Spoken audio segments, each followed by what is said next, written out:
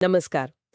आज हम बात कर रहे हैं फॉल आर्मी वर्म की। एक ऐसा कीट जिसने खासकर मक्का किसानों की चिंता काफी बढ़ा दी है। हाल ही में जम्मू कश्मीर के सांबा जिले से पुरमंडल ब्लॉक से, जहां ये फार्मर फर्स्ट प्रोग्राम भी चल रहा है, वहां से इसके गंभीर प्रकोप की खबरें मिली हैं। तो हमारे पास जो जानकारी है और जो सलाहें किसानों को दी जा रही हैं, उनके आधार पर आज हम इस कीट को थोड़ा गहराई से समझेंगे।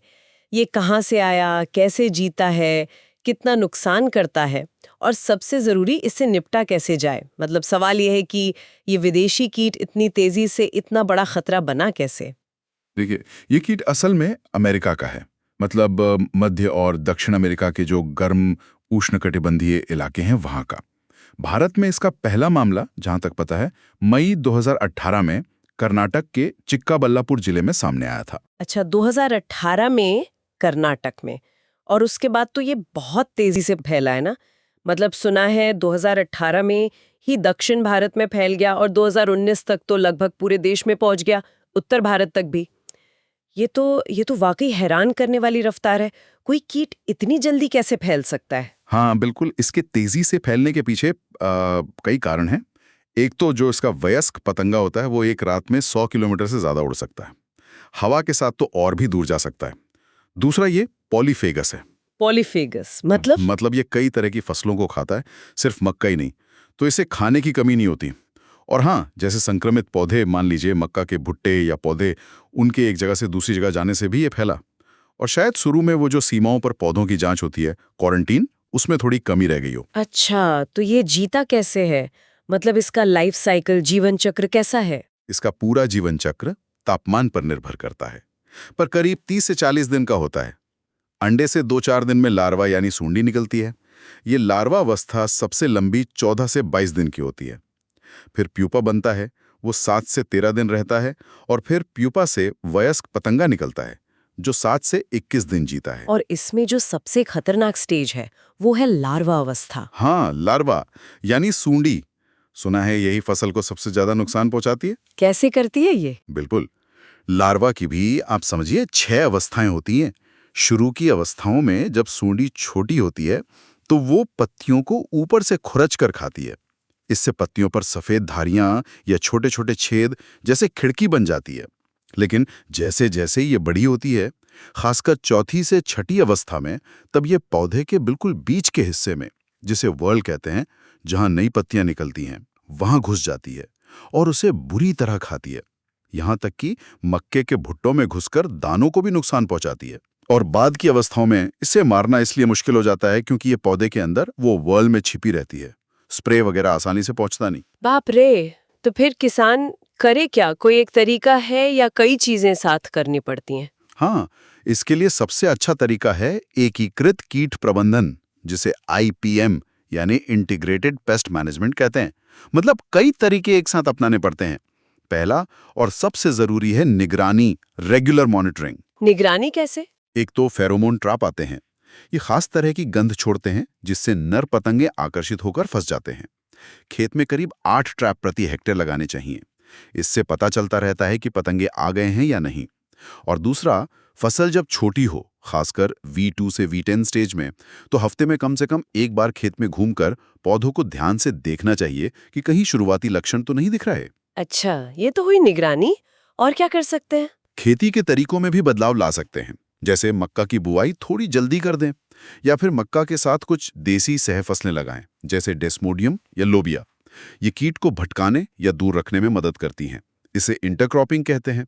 और गर्मी के मौसम में खेत की गहरी जुताई करने से जमीन में जो प्यूपा छिपे होते हैं वो ऊपर आ जाते हैं और धूप से या चिड़ियों द्वारा खा लिए जाते हैं, मतलब नष्ट हो जाते हैं। और अगर हाथ से कुछ किया जा सके छोटे खेतों में? हाँ, बिल्कुल। अगर खेत छोटा है और मजदूर उपलब्ध हैं, तो सुबह सुबह अंडों के गुच्छों को या छोटी सुंडियों को हाथ से चुनकर नष्ट किया जा सकता है।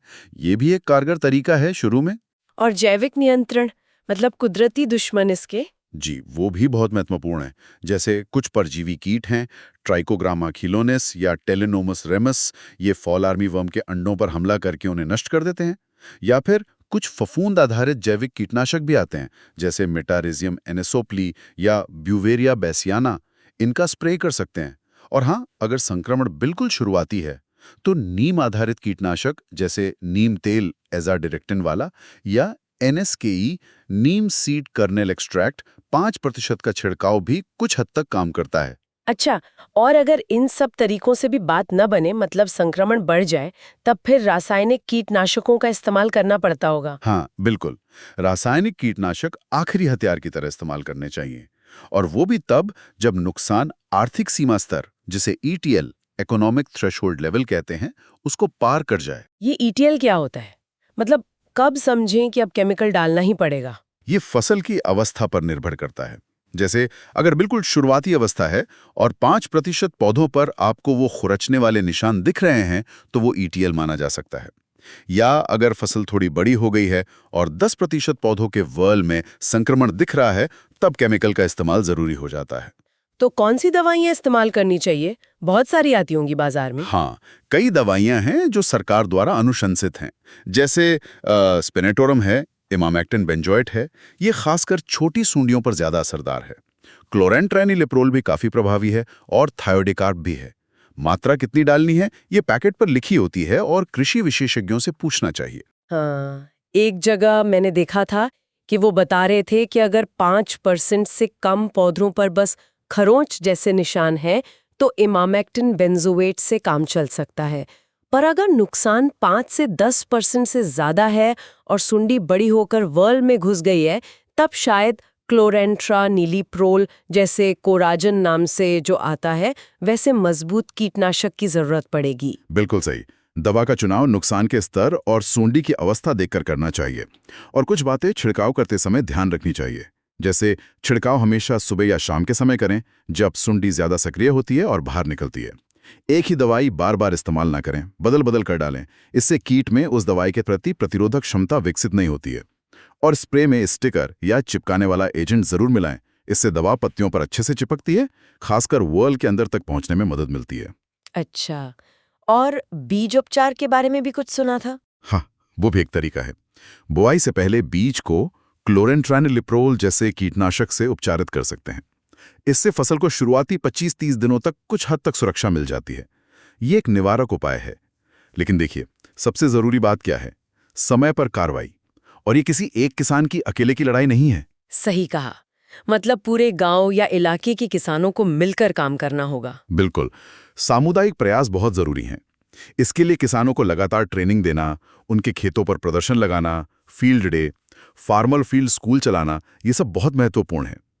आजकल मोबाइल पर अलर्ट और सलाह भेजने की सुविधा भी है, उसका भी फायदा उठाना चाहिए। बात घूम फिर कर वहीं आती है, लगातार निगरानी रखनी है, और लार्वा की तीसरी चौथी अवस्था आने से पहले ही, जब वो छोटी है, तभी उसे नियंत्रित करने के उपाय करने हैं। देर होने पर मुश्किल बढ़ जाती है। तो अगर हम पूरी बात को समेटें तो फॉल आर्मी वर्म अमेरिका से आया एक काफी खतरनाक कीट है जो भारत में तेजी से फैला है और मक्का जैसी फसलों को भारी नुकसान पहुंचा रहा है। जी, और इससे निपटने के लिए एक मिला-जुला नजरिया अपनाना होगा, जिसमें निगरानी, खेती के सही तरीके, जैविक नियंत्रण और जरूरत पड़ने पर सही समय और सही ढंग से रासायनिक नियंत्रण शामिल है। सब कुछ संक्रमण के स्तर के हिसाब से। बिल्कुल। और ये पूरा मामला हमें दिखाता है कि कैसे बाहर से आने वाले आक्रामक कीट हमारी खेती के लिए एक बड़ी चुनौती पेश कर सकते हैं। और ये भी कि किसानों के बीच लगातार जागरूकता, सतर्कता और जानकारी का आदान प्रदान कितना ज्यादा जरूरी है। जैसा कि हमने बात की, और जैसा कि अलग अलग स्रोतों से पता चलता है, शुरुआती पहचान और सही समय पर एक्शन लेना, यही सबसे महत्वपूर्ण है। और अंत में एक विचार छोड़ जाता हूं सोचने के लिए। जिस रफ्तार से ये कीट फैल रहा है और खुद को यहाँ के माहौल में ढाल रहा है, क्या ये मुमकिन है कि भविष्य में ये हमारी दूसरी देसी फसलों के लिए या हमारे पूरे पारिस्थितिकी तंत्र के लिए भी एक नया खतरा बन जाए? और कैसे हमारी जो निगरानी प्रणालियां हैं, वो सिर्फ घटना होने के बाद प्रतिक्रिया देने, रिएक्टिव के बजाय ज्यादा भविष्य कहने वाली, प्रिडिक्टिव बन सकती हैं, ताकि हम ऐसे खतरों का पहले से अंदाजा लगा सकें।